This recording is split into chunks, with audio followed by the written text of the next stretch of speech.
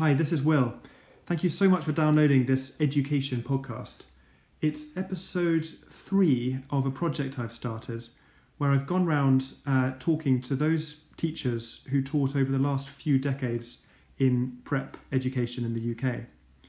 And the central question I've been exploring with them is whether, with the rise of more professional and more accountable prep schools, there has been a slight loss of some of that magic and eccentricity that those who went through prep education remember so fondly. And the person I speak to today can speak to that question extremely well. It's Mark Johnson. He taught in the prep education sector in the UK for the past 40 years and was actually at one of these schools himself, age 6. And those memories feel like they've come straight from the pages of Dickens. He was actually taken to school in a horse-drawn cart and was subject to beating on a regular basis. So he talks about that.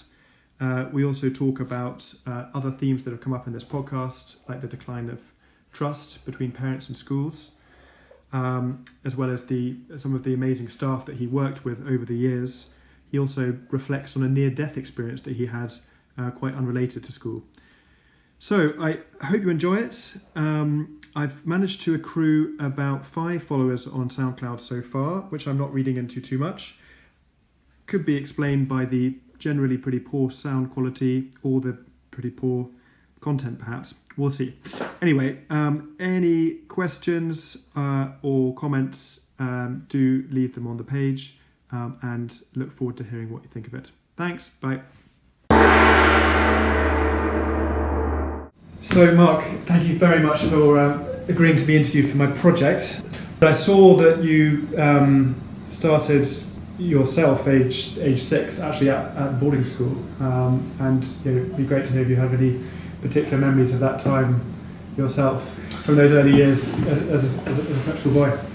My colleagues at Cheam would all be laughing now if they heard that you're asking this question. But it was like, God, how long has this bloke got? I used to have this huge fun anecdotally telling all the kids at Cheam, including your sister, all the stories of my prep school. And gosh, they were such defining times. And it wasn't unusual in the early 60s to be sent to boarding school. Now, I was an army brat. Yeah. And my parents were overseas. Dad was in Singapore, Malaysia, all around there. So it made complete sense for me to go to a boarding school at that stage. And actually, it was just probably the best thing that ever happened to me. Probably because my parents were going through a difficult stage in their marriage. So home life wasn't particularly great with my father travelling around the world. But I do remember, my very first term pitching up at I went to 2 prep schools. The first one was a school called Home Grange in Berkshire. I remember age 6 pitching up with my mum. We lived in North Devon, so why on earth I was sent to her? But don't read anything into that. I think she loved me really. But so I pitched up at this school, and I can remember so vividly so many things that happened. And you've got to remember, this is 54 years ago now. I can remember arriving with this trunk that was the size of a sort of wardrobe, my tuck box, and a little overnight bag, which I've still got with my school number 39 on it, and just rolling up to the steps where there were porters, and they had this big trolley thing that was actually pulled by a horse. It was actually going to take all our kit away. I remember arriving there with my little cap on. I had all my kit on. It was quite hot. I had my raincoat on. I was wearing the full uniform just to get it right. And and I can remember my mum. I'm not sure she came into the school. We were met at the door by the headmaster, and I don't think she even came in, so I was going to be sleeping. Wow. And I can remember to this day looking down the steps of this school to my mum in our old beaten up Morris Minor, wherever it was, puddling out of the school grounds for the 170-mile journey back down to North Devon, and me turning round, looking at this huge Gothic Victorian building, thinking, "Wow, okay, this is it. This is my life now." And then walking in. Had she looked round other schools? Had she made an informed choice, or was it just... Absolutely not. No. I mean, my father would have sorted it out. He was in the army, so of course the army paid fantastic sort of bursaries for the officers to educate their kids in the UK. Whether it was on our army list or whether he chose it, but that was it. And I only had a year there, But I can remember my very first night there, my substance was a boy called Leo Wassell. And Leo became my best mate within sort of 40 minutes, as little boys and little girls that do. And I repaid his friendship on my first night. He'd been there for a while, and I was in this junior dorm. And that first night, he'd been very excited, came up on the cut. It was a long journey for a little boy. My mother plied me with sweets and all sorts of things. You were almost 7 or just Yeah, 6? I was 7 that October. Yeah. But my very first night, I can just remember leaning over the bed very late at night and being violently sick into Leo Wassell's slippers on the floor. And that was my first night. But, you know, I used to bore the kids about, we used to have stag beetle wars in church on Sunday mornings. We had our own pet stag beetles. These were sanctioned, or these were subterfuge? This was, we used to save the collection, because we were given threepence collection money every Sunday morning, just while we were writing our letters home.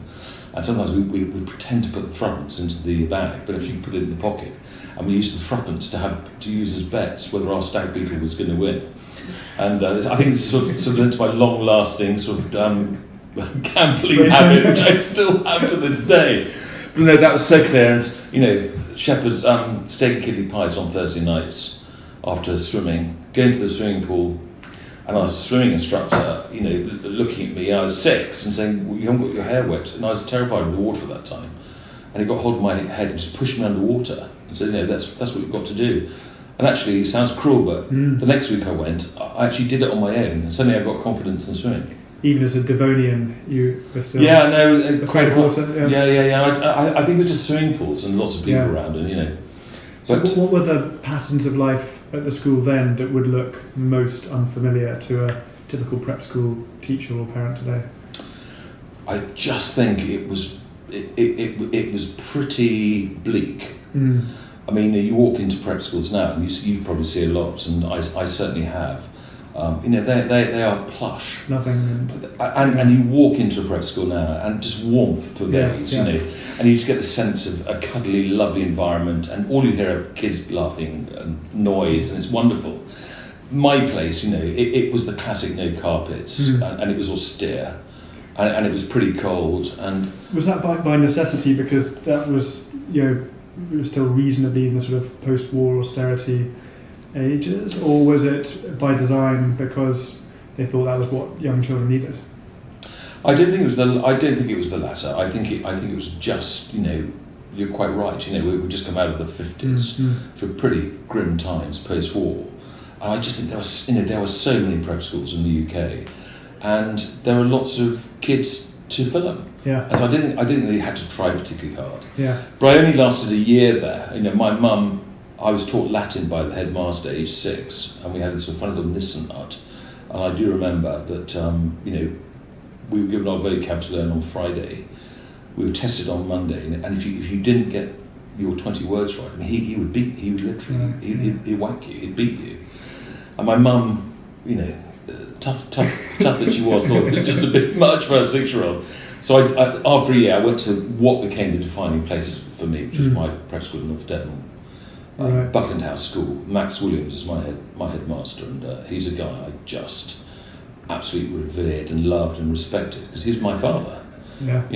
My dad, I didn't see much of my dad. Yeah. And this guy was the one I looked up to. And I always say anecdotally that people say, why did you become headmaster? Yeah. And I think it just all started from my own experience. So you were conscious of loving it at the time. It wasn't just something you then look back on when you were older. Yeah, so romantically looking back to those halcyon days. I was a very rebellious, difficult kid. I think my mum found it really, really hard. I was pretty feral. With that, maybe because I didn't have a dad around. Yeah. And I think all kids, whether they know it or not, I think they love order. I think they love structure. Boys more than girls? No, actually. And as a dad with 2 daughters, I think my girls have needed that as well. But in those days, you didn't really hear so much of girls going away to boarding school aged 6 and 7. Just boys were sent away. I don't really know why it was. Yeah. But Buckland House, was just amazing. I had 6 years there as a boarder. There were 110 boys, middle of nowhere, edge of Dartmoor. Beautiful old house. God, we had some fun there. And what I'm picking up from these interviews is that often the prep schools of those times were just there's much more freedom to roam, and that although they may have been a little bit less safe than prep schools today, there was perhaps something a bit more magical, perhaps a little bit more trusting, odd, eccentric about them. Was that the case with Butland Hall as well? Butland House. Butland House, right? Yeah. Totally and utterly that. Yeah. I mean, I can remember as a young boy on Sundays, it was a full boarding school, so we were just there all the time. Sundays, if the weather was okay, you could sign out for the day, as long as there were two of you. And so as a 9-year-old, I mean, we had our bikes there, you know. I mean, and it was surrounded by woodland, lakes, rivers. We had a huge boating lake in which we canoed and sailed and did all sorts of things. But as a 9-year-old, you know, you could go to the kitchen after breakfast, say, "Could I have a packed lunch?" Chef would quickly slap a bit of marmalade and jam together for you. You stick it in your pocket, get your mate or mates, jump on your bike, and they'd always be back by 7 at night. And you just go into the countryside on the road, cycle, and off you go. You had no idea where you were going. The school had absolutely no idea where we were, and it was sensational. People regularly got lost, and permanently or just. No. I mean, they eventually sort of sought and to return to home base. But we regularly had, and occasionally a couple of kids thought it huge we used to run away. So we were regularly having visits from the Dartmoor Rescue Team and some helicopters going over the school. The Dartmoor Rescue Team had got another Buckingham House boys on the run, and it was just fantastic.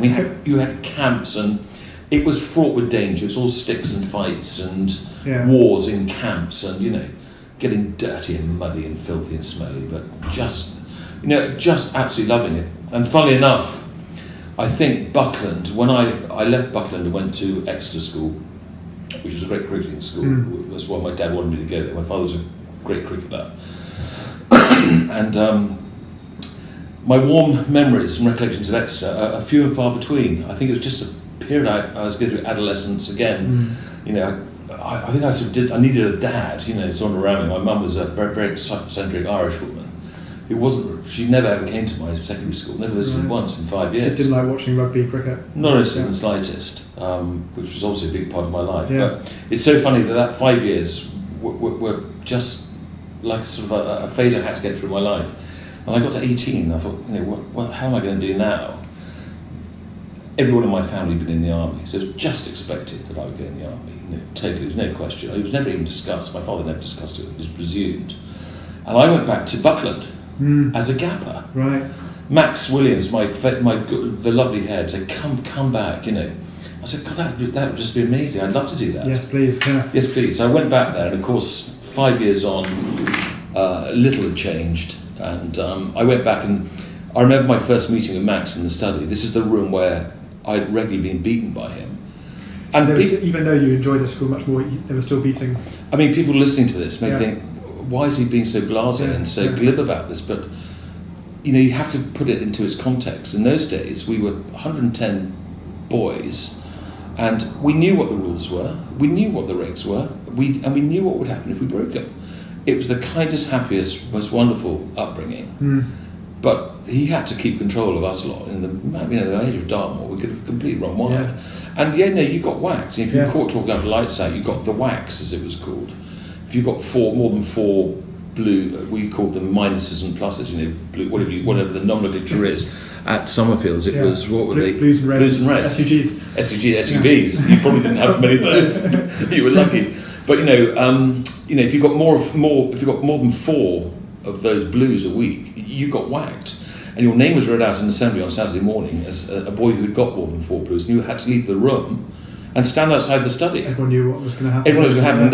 And then the headmaster would finish assembly, and all the boys would walk past you, this little line of miscreants waiting outside the study. They'd walk past you, looking at you, knowing you're about to get it, mate. Yeah.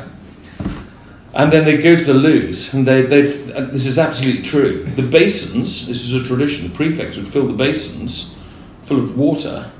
So when you got whacked, you'd turn around and sort of shake by the hand and say, "Thank you very much, sir, for inflicting bodily damage to me." And then you'd belt down the corridor and drop your trousers and... To ease. You would. You'd sit in the sink full of water. You could almost hear the steam come out.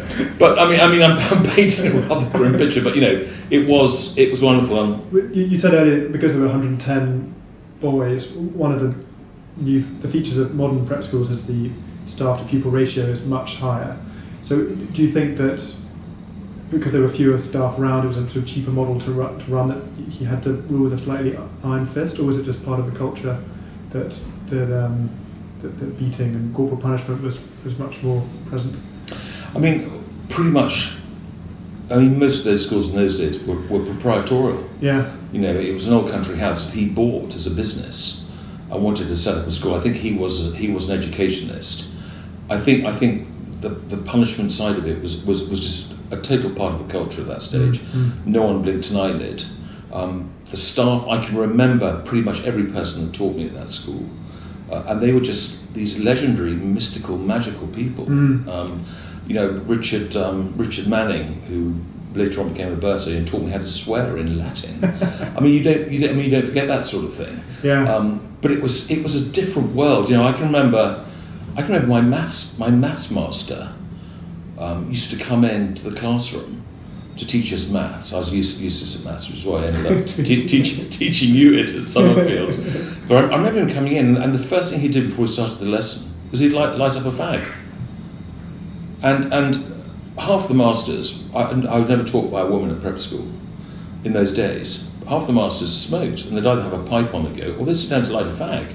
So in the middle of a lesson, and you got this sort of fog around you, which probably inadvertently led to my smoking habit later on in life as well. So, no, I mean, you do look back with a certain degree of romance, but what it did do when I went back as a gapper, with the sort of ball slightly on the other foot, was I was then convinced that actually what I wanted to do was to one day run my own school, and it was really, the seed was sort of saying from 18, really. Well, having gone back and realised, I was thinking about this on the way up here, Will, knowing I was going to talk to you about it slightly, but I so strongly recommend to people who left school and want to have a break before university, which I'm a huge advocate of, and I don't know if you did, but my girls certainly did. Yeah. But I persuaded them both to go and work in a prep school for at least a term as a gapper. I think it's the most wonderful stepping stone from actually sort of weaning yourself off school, because you're suddenly a bit of an employee. You suddenly have a bit of responsibility, and you like that step up. But you are still in an environment that you are so innately comfortable in. You've been in school for most of your life, and you're still in one. But there's a different dynamic. And actually, that's a really lovely stepping stone onto university, and then a career thereafter. Yeah. So it was it was a great thing. And I stayed 2 years, and he kicked me out. He said, "Are you going to do this or not?" And I said, I really want to be a teacher. I really want to be a schoolmaster. I want to come work in a school like Buckland. So, well, you've got to go and get qualified. And you went going to do your B.Ed. Yeah, do my B.Ed. Yeah.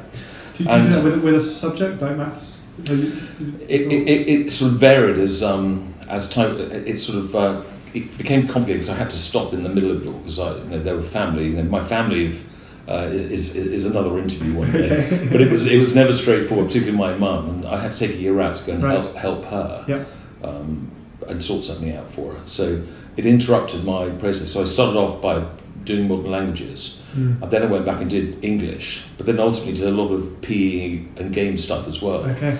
And that's because it's always been a passion. I loved my sport at school and things, and particularly the cricket side. Yeah. And I played a bit of some of my good cricket, and I had time to do it when you're a student. Yeah.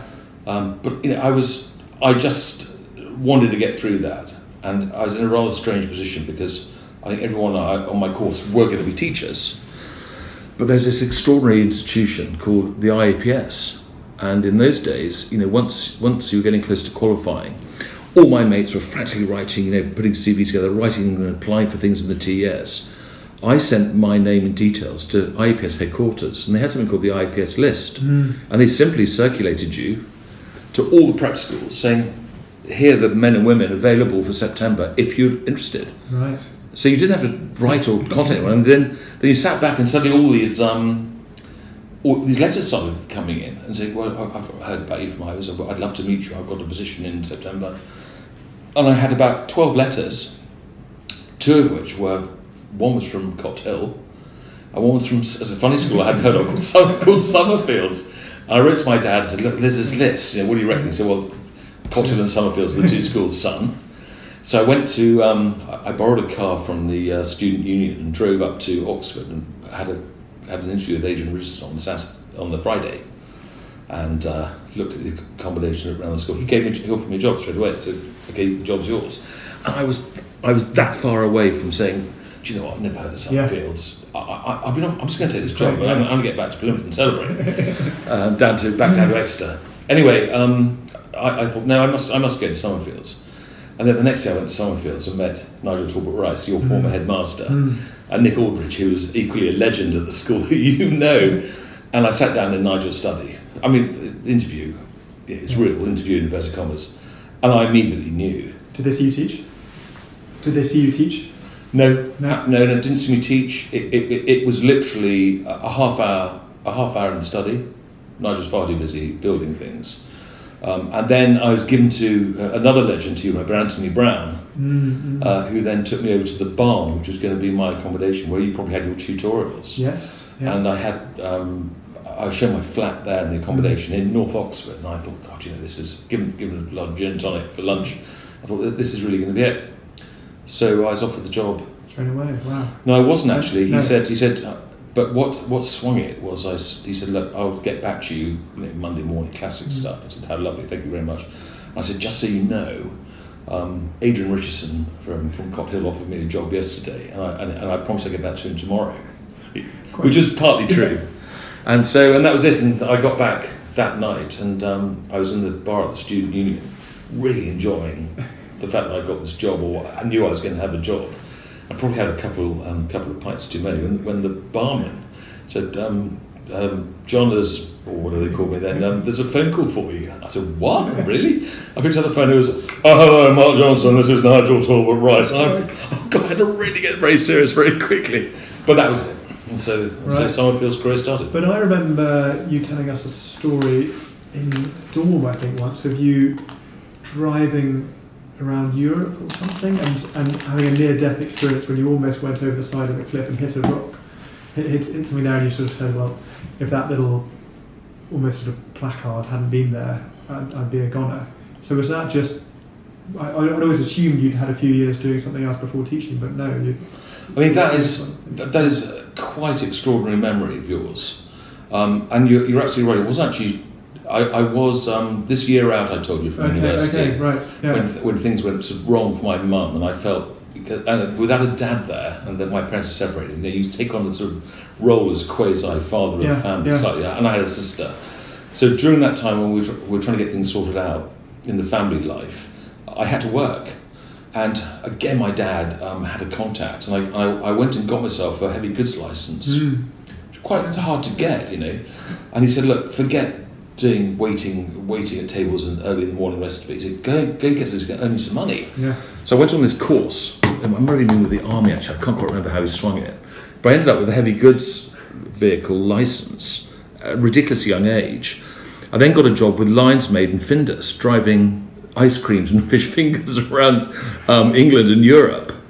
And it was on the North Devon Road, North Somerset Road. I had a huge lorry, and I had a young lad who was in with me, who was just the loader and helped me. He was just a pair of hands, and we went around this very nasty hairpin corner with the vehicle, which we had to swing very wide to get round and then quickly get out of it, and the steering locked on me. Before I knew it, we were just heading towards this low dry built brick wall and a ravine below it, and there's twice in my life when I've faced death, looked it in the eye and had that moment, and I definitely had a moment, and everything flashed in front of me, and as we went forward we braced ourselves and we just stopped, and there behind the wall, serving no purpose whatsoever, was this reinforced concrete post. No reason for it being there, and they'd obviously started some project years ago and thought, it was, and my lorry hit the middle of it and it stopped us from going over. I think it would have killed us. We both ended up in hospital as a result of the impact. Anyway, and we closed the entire North Devon Coast Road for about half a day, which really upset a lot of people. No, so I've done. No, I think. And do you ever wish that you had done other things beyond teaching? Do you think it would have made you a better teacher or head to have spent a few years in industry or business or? something else before, or do you think teachers are just born not made and they should be in the schools as soon as they can get into them? I mean, I think they are. I definitely think good teachers are born and not made. I don't think. I think you can make someone a more efficient teacher, a more organised teacher, in some ways a more effective teacher. But I think the great teachers are teachers who just have that sort of character and that sort of sparkle and that sort of thing, just gets kids going. It's really seriously hard to define. But all I can say, from personal experience is that, should I have gone in, maybe if I got into the army for a while, maybe if I'd got a bit more business acumen. There's no school for headmasters. You don't go somewhere and, right, boys and girls, this is how you become a good headmaster. But I do think that, I'm sure that a combination of experiences in my life, not least actually, having a really dysfunctional, bad personal family and my upbringing, I think subliminally gave me a determination that whatever happened, I was one day going to be a fantastic, or strive to be a fantastic father, find an amazing partner, wife, have a family, and really, and really look after them well and properly. But secondly, if I went into teaching, that I was going to... Is that me or you they're after? So we've got police helicopters. We've heard about the beatings at Buckland House School. They're hovering with intent. Another runner. Yeah, but I think also, I think my prep school experience was a genuine refuge for me as a little boy, and I think there's a determination there that whatever happened, if I ever have the privilege and the good fortune to run my own school, it was going to be an amazing place for kids. 95% of kids sail through school without a huge amount of effort whatsoever. They're together, they make friends, they're fine. But my quest was always to really zoom in on the 5%. There have been times in my career when I've been under a lot of pressure from parents, staff, whether it was a boy or a girl or someone who just, wouldn't it be, I think, isn't it time for them to... Those are the people I thought, do you know what, maybe that was me when I was a little boy. And now it's my turn to do what my headmaster did for me.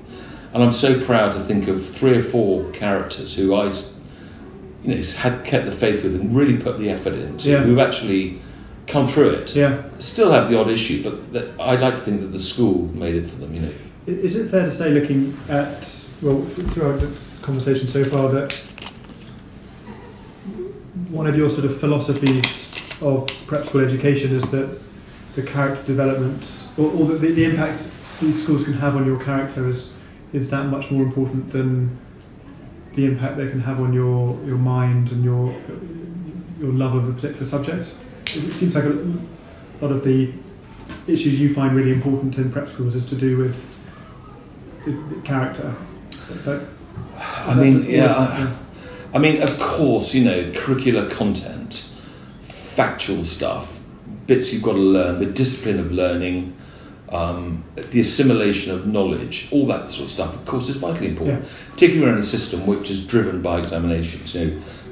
As you well know, the kids they're all doing common entrance, they're doing scholarships, and at the end of it, parents are paying good money for their little children to go on to a good school, and to do that, they've got to get through their exams. I get all that, and I took that very seriously, and I built a big team around me. I mean, what I saw as my primary function was to seriously focus on the other side. I wanted to really have an impact on the heart of my school, on the spirit of my school, the soul of my school, so that kids who came there just felt they were in somewhere special and slightly magical and slightly mad and slightly eccentric at times and slightly unconventional, but that whatever type of character came through that door, they felt safe and they belonged in that school. And whatever talents they may have or not have, however diverse they may be, there would definitely be something there. Not just for them to, that important hook on which they can hang their hat and say, that's me. But also have that celebrated. And my philosophy was actually so fundamentally simple, but I think the most important gift we can give any kid is their self-esteem. I think the rest of it, to be quite honest with you, pales into insignificance to that. And I also know, or I believe from my own experience, that for a kid to achieve that, they generally need to find just something And it doesn't matter if you're the best crocheter. No offence to those who love their crocheting, but or you can dust a clay at 50 yards better than anyone else. It doesn't actually matter whether you're a first level cricketer or a fifth level. It doesn't matter what it is. But if you can find that and you think, do you know what? Actually, I'm not bad at this. Yeah. And then critically, there's someone there who's telling you, hey, you're not bad at that, are you? Yeah. That often is the trigger. Yeah. And everything else will fall into place. Kids will achieve academically, I do believe, what they're set out to achieve. Of course, great teaching will inspire them and will hopefully develop that great love of learning and investigation themselves, that self-learning that's so important. And developing a love of learning, that process, is all part of it. Yeah. But, you could look at the curriculum. I think you could write a meaningful prep school curriculum now, which is completely different from what's in place, and it would still be as valid. Yeah. It's the process of education. So, do you think there's been anything we got in terms of your career? We got up to the beginning of Summerfields. From those years from Summerfields to Cheam, is there anything that you saw develop in the culture of prep schools which sort of got in the way of those key relationships between teachers and the boys and girls under your charge? When you say get it in the way, things like the accountability regimes. I mean, something that changed very dramatically, very, very early on as one sort of career developed was how the parental influence began to sort of become more prevalent. How suddenly in staff meetings you'd hear the senior people. I was a junior master, but the senior people were talking more about Mr. So-and-so, Mrs. So-and-so who said we must. Previously, you never heard all that. You were like me. You were dumped on the doorstep. Just get on, little brat, and good luck. What caused that, do you think? Say again? What caused that rise of parental interest? I mean, there's no question now. If you look back from those early days to where we are now, there's a complete sea change. I think it has slowly grown over those years to the point where now, if you look at it in extremis now, it's all about massive levels of accountability, and that is very, very closely allied to this whole affordability issue and a new breed of professional parents, mums and dads who are at the top of their game, working incredibly hard in industries where it's pretty cutthroat, and they put an investment in, they want a result. If there isn't a result, why isn't there investigated? There's a lot of that culture with your parents now, rather than slightly old school days, where you're either an army officer's son or you were lord, whatever. And I think that level of accountability is really having a big impact on schools, and schools are having to change their culture. Headmasters and headmistresses are having to work really hard at getting that balance right between the accountability that should be there. Schools should be good. There's no excuse now for a bad school. No excuse whatsoever. There's no excuse for poor teaching, for poor facilities. Parents pay top dollar, and as that affordability issue, this is the ticking time bomb I alluded to earlier. Before we started, that affordability issue is really kicking in, and parents are finding it harder and harder to afford the fees, and the harder they find it to afford the fees, the more they want back for their investment. And I get that, and I think. In the latter years of my headmastering at Cheam, I really thought, parents should be demanding high things of us and great things of us. My job as a headmaster is to manage that, and it's to make sure that it's kept in context. You do spend your time. In any school as a headmaster, the easiest bit of the kids. Educate the kids in the doddle, and the schools are all about the kids. And then you have your staff who lead a lot of nurturing, a lot of support, a lot of care, and all the rest of it. But the parents are always, the challenge, and managing their expectations and keeping them realistic about their chances, and also what the school can provide. The school's going to do so much. I always say, when I used to see the new parents beginning of every year, I said, I'm really looking forward to the start of our journey and our relationship together as we at Cheam help you bring your children up. And I deliberately always said it that way around. But we're here to support you as a family. But we're not going to bring your children. We're not going to do that. We're just going to do our best for you to support what you're doing with your kids. So, do you think there's been any impact from both that kind of the rise of accountability and arguably a slightly rise into the jargon and it seems the days when an interview would last half an hour are probably long gone, and now most teachers have PGCEs, and there's a more sort of professional self-identity about teachers. And then, as you said earlier, the sort of new stress, increasing focus on examination results, even in prep ages. Has any of that dented the potential for joy and the sort of magic that you described from Buckingham House? Buckingham House, Buckingham Hall would have worked quite well. Would have worked well too. I mean, it's interesting, isn't it? Because it is again all about balance. I mean, we used to get a lot of London parents, who would be in the London system up to age 5 or 6, then come out to the country because they want to support all that sort of thing. And of course, the London setup is pretty ruthless to say the very least. It's quite pushy because there's a lot of competition in the schools, and it took parents sometimes a long time, to get used to the slightly gentler, no less ambitious, but just the slightly gentler rhythm of a country prep school where you had longer days, you were working on Saturdays and the whole thing. So actually, convincing parents that you still had that rigour, that you were still going to produce and help the kid, get to their reach their academic goals within reasonable bounds, but equally just saying, but this is a real life journey, and I want more than anything, if your son or daughter at the end of it can go up to a stranger who visits my school, look them in the eye, shake them warmly by the hand, and say, morning sir, welcome to Cheam. Thank you very much. Who are you? I'm Jess, and what do you do? And have a conversation. Yeah. But engage properly, and then walk away. That I mean, do you meet people today who can't do that? Do you academically successful people often? Often, but do you sit next? Do you have dinners when you sit down next to them and you think, my God, you are so dull? What happened to you? And they could be the brightest, most able people. Yeah. But I've always felt so strongly that it's about engagement, and that's why I try to make it fun, but it's why manners mattered to me so much at school. I did. You were a phenomenally scruffy school child, and I think incredibly proud of it. You probably got away with murder, but I was quietly, inwardly proud that when I walked down a corridor, I could see 30 yards ahead of me. The boys would just be checking their ties or taking their shirts because they knew I'd say something. And it was just about setting a standard and just getting across this whole idea about it is about character. Yeah. And if you go to a business meeting, that the success of that meeting is determined within 30 seconds. You go in looking a mess, and you're stuttering away, you can't look anybody in the eye, and you've got no personality. Mate, you walk out. Yeah. Don't waste their time. Yeah. So I think the start of everything in life is character and engagement. Yeah. So why should that be the focus of our schools? Absolutely. The rest of it's so important. Yeah. But so to answer your question, it's all about getting that balance right between the academic rigour and producing what the parents want, but also making sure that it is fun. Yes, you are developing the spirit and the soul.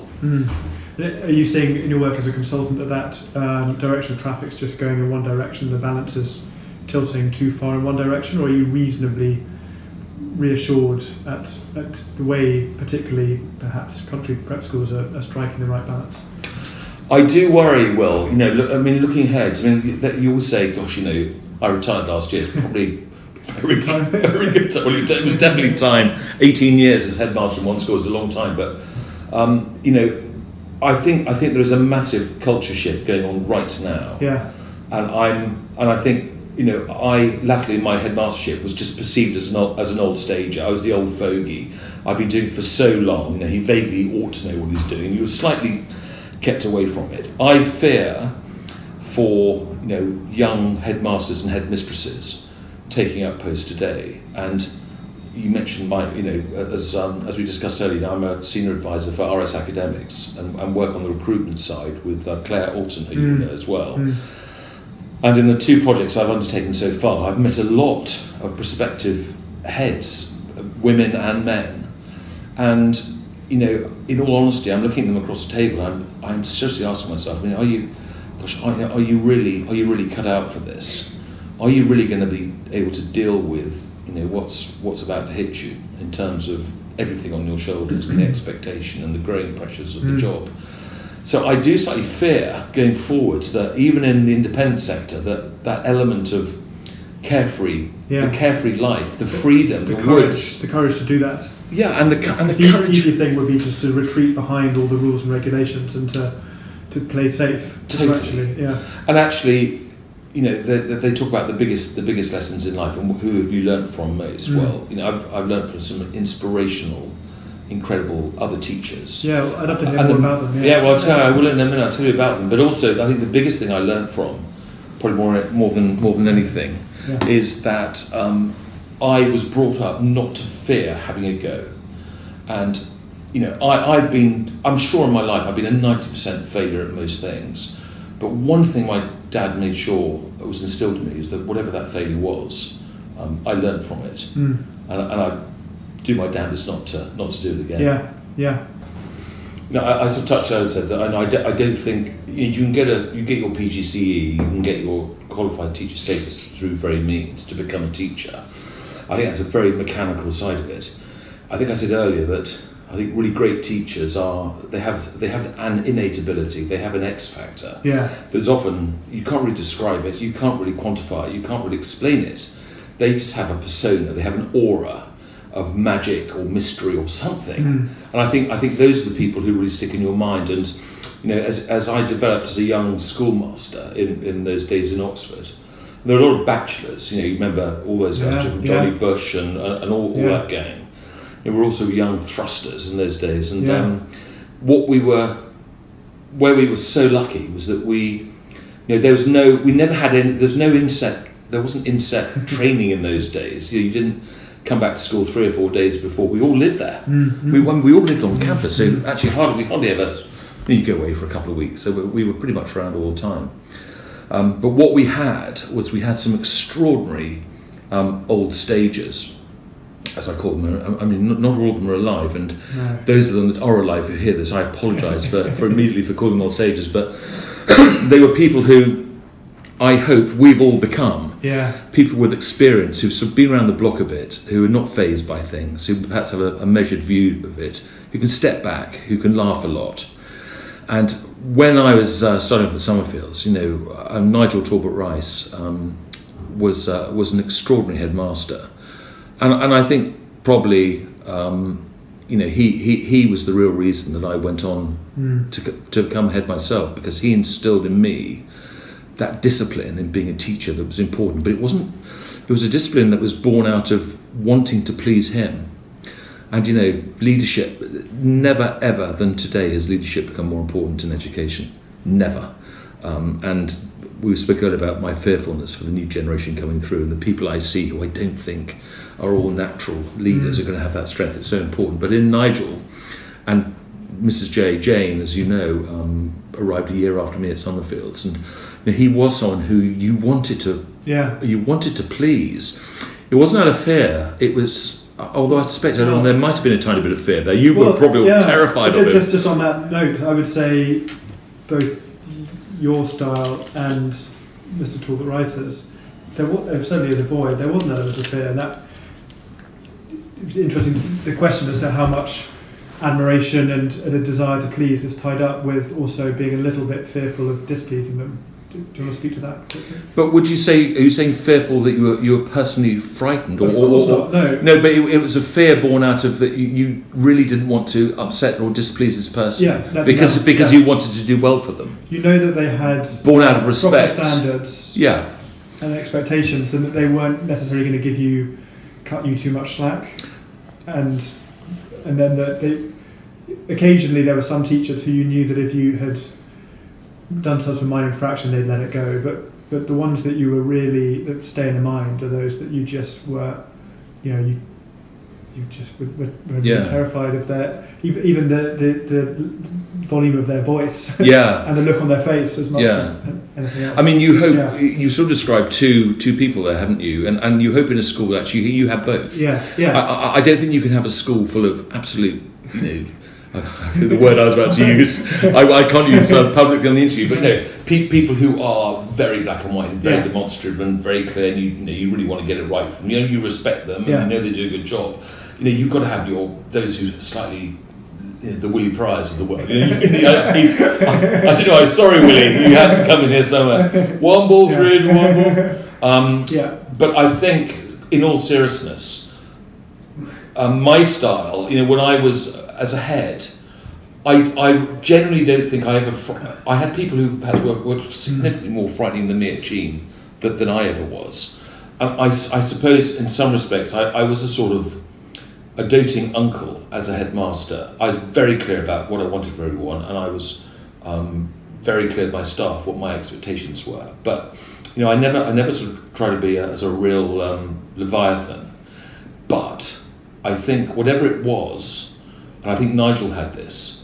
If a miscreant would actually end up in my study, boy or girl, it was quite a long way down the process because I put into place a lot of people who did the day-to-day whatever. Yeah.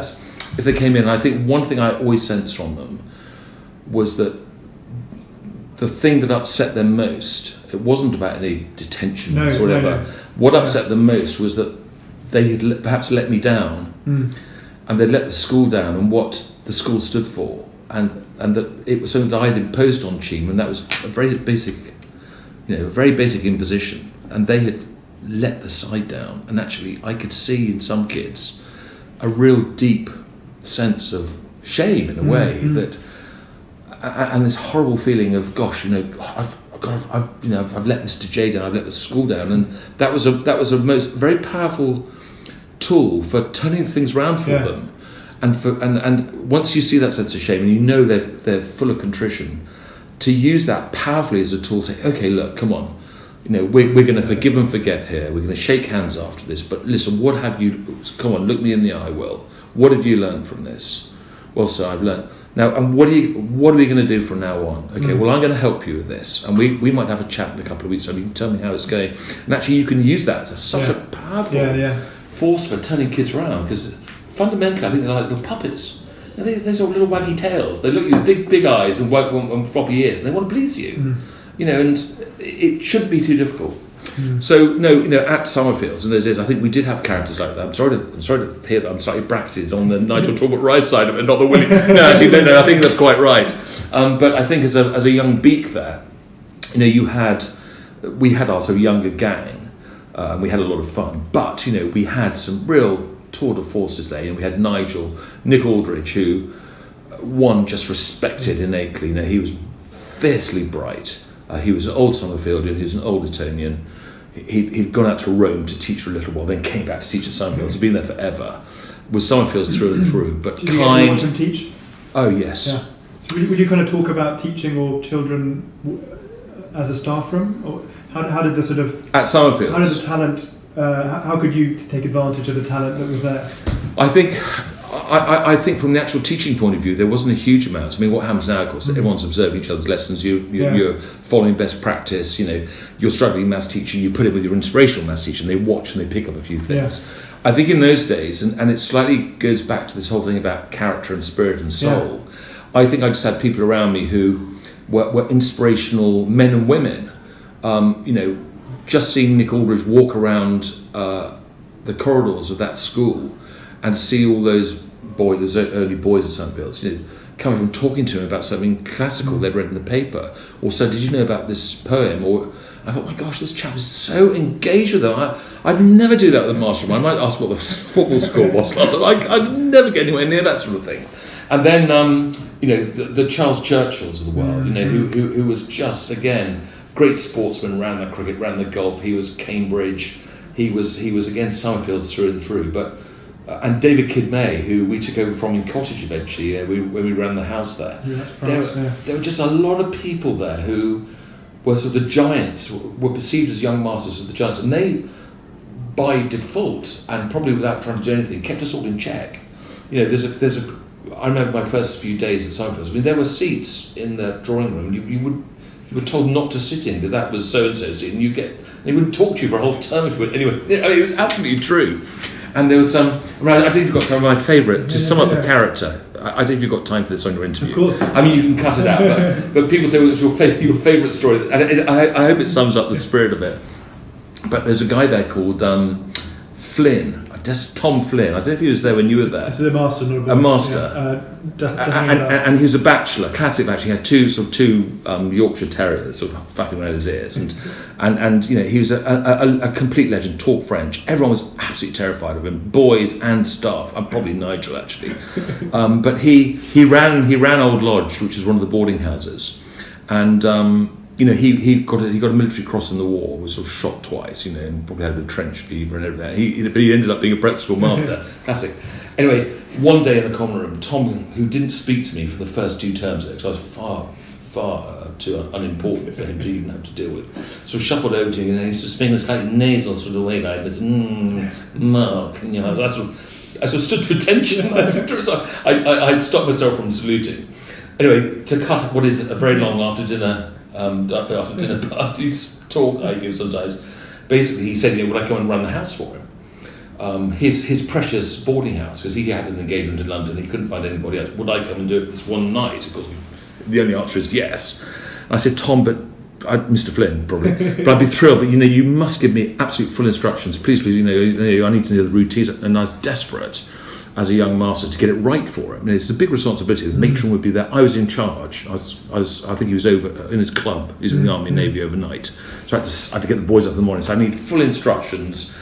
The routines, the time. He said, "No, don't worry, my boy. It'll all be clear." And anyway, time passed. It was getting closer and closer to this ruddy Saturday when he was going away.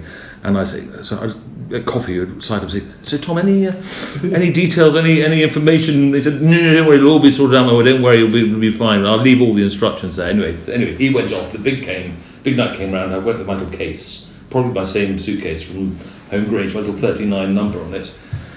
And I said, right, okay, I've got there early, I've got to find the instructions. So I went into the kitchen, and I promise you, I still have this bit of paper in my desk at school now.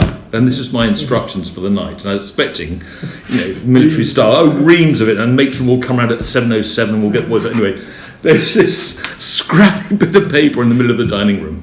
And it simply said, Mark, 1, gin on table. 2, ice in fridge. I thought, God, there's only one line left. 3, you'll need it. He decided, Tom, and that was it. And do you know what? I think in that one moment, and I, of course, was completely lost in fib. What the hell? I don't get drunk. But I think in that one moment, that summed up pretty much how it was in those days. You know, it was serious, but you had to have a sense of humour. And I was the young buck, and he shafted me completely. But he made sure he let me a large drink to get over it. Brilliant. Yeah. And also sort of have confidence in yourself a little bit. You know, this is not totally some sort of magical. Yeah, and I think subliminally he was saying, look, mate, you know, don't take life too seriously. Just get on and do it. And I think all those guys, and Nigel Chapman, who you remember as well, who went on, and so many of them went on to become headmasters. You know, it was a great breeding ground for headmasters. That place. Nigel was ran Mayfield, which was the other senior boys' boarding lodge, and was the head of football and a geographer. And they were all, you know, they were just all uncompromising. You know, if you did something really well, you were never going to get huge pats on the back from anyone. It was just a gradual. If you did your job well and you did it for long enough, there's a sense that there's an acceptance of you. You're part of the team. You're becoming a part of it, and you get invited to the odd drink, and you'd be introduced. And Mark, you know, he runs our Colts, and they had a great season, and slowly you'd pick up. But my first term at Summerfields, at half term, Nigel, I reminded him about this at dinner not so long ago. Nigel hadn't spoken to me. He's the guy who employed me. He'd not spoken to me for a whole half of term. And I honestly had this massive loss of confidence. I thought, God, I've really seriously done something wrong here. And I spoke to my substance, Anthony, and said, do you think everything's all right? Because he had no idea. And he went in and privately had a word with Nigel. Said, have you spoken to Johnson at all? You know, he seems to be a bit lost. He said, why? What's wrong with him? He's great. I said, well, have you said it? He said, I don't have actually. So he then called me in and said, look, I'm jolly good. Now get on with you. Aren't you late for your rugby? I didn't know that style of leadership could really work with people today coming into the workplace who need so much reassurance about that they're doing a good job on a kind of daily and weekly basis. I think, there are staff that are suited to certain schools. I think, the London thing, where there's a massive turnover all the time as well, it's fairly transient. I think you just go with the flow there. It's jolly hard to find good people. And in my recruiting, with my various recruiting hats, and I know that finding staff for China and Hong Kong is equally challenging, and finding the strong leadership required for that is equally challenging. But I think, I employed 170 people at Cheam and a lot of staff. I think more than anything, yes, it was terribly important that they had to be qualified teachers.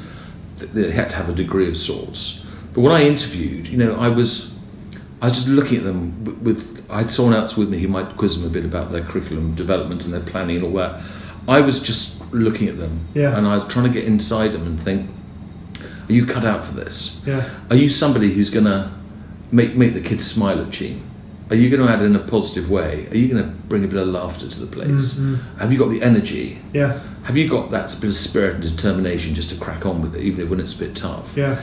And I think increasingly in boarding schools and today, you're looking more for those sort of people. Yeah. Yeah. And to be honest with you, Will, and I'm not being disrespectful to all the amazing academics in the land, it shouldn't be rocket science teaching 13-year-olds British history or geography or maths, to be quite honest with you. I mean, I was the worst mathematician in the absolute world. I was dreadful at maths, and then ended up teaching it at Summerfields. Loved it, absolutely loved it. But maybe I could, I perhaps did it in a fun way. I only taught maths with stories. Yeah. Every concept, from Venn diagrams to table learning, had a story and it had a figure in it and someone who they'd remember. Appalling mnemonics were used.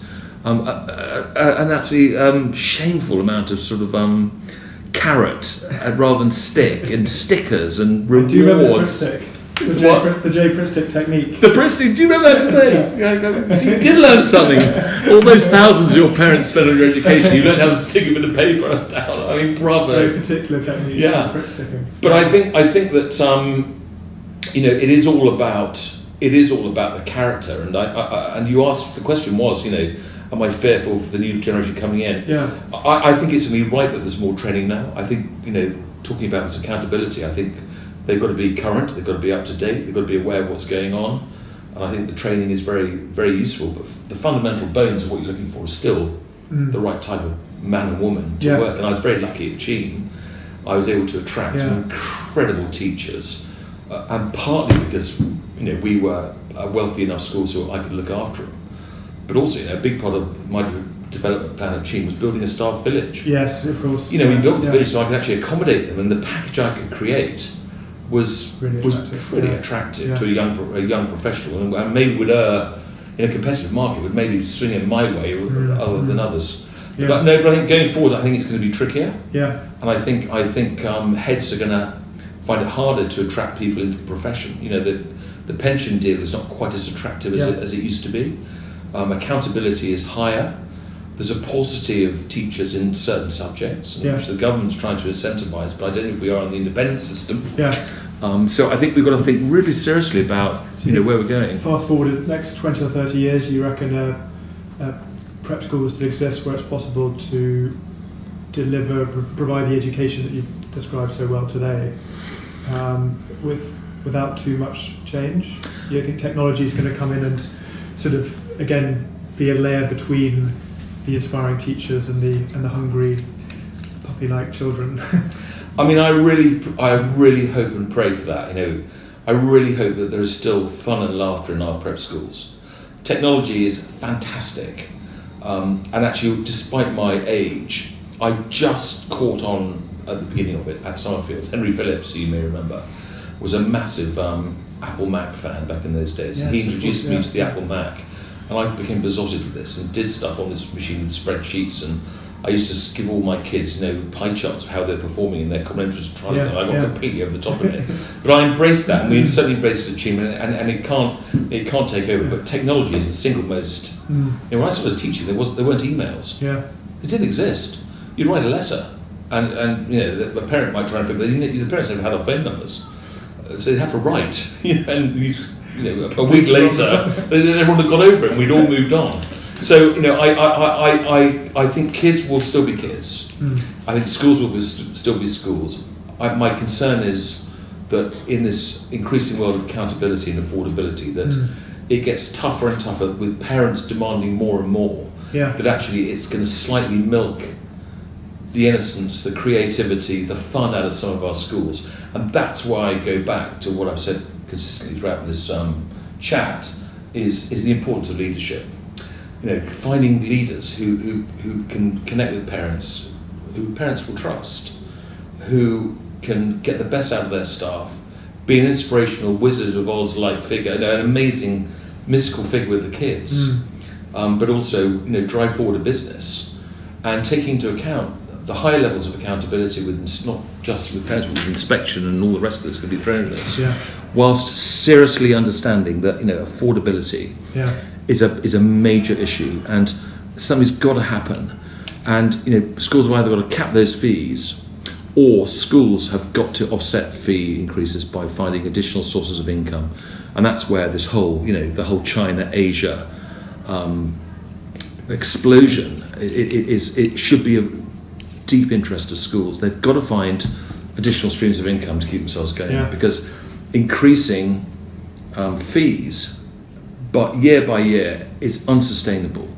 They've got to cap the fees, then they've got to get their money elsewhere. And actually, at the moment, whilst that bubble is still there, going into a franchise agreement, and as we discussed earlier, I'm very involved in this with Cheam. We're hopefully setting up a school in Shanghai, possibly another one in Hong Kong, and I'm involved with a number of agencies, talking to investors, talking to people who are going to put the projects together, about the potential of people setting up schools in this country and abroad. And they're actively looking for independent schools to become partners with.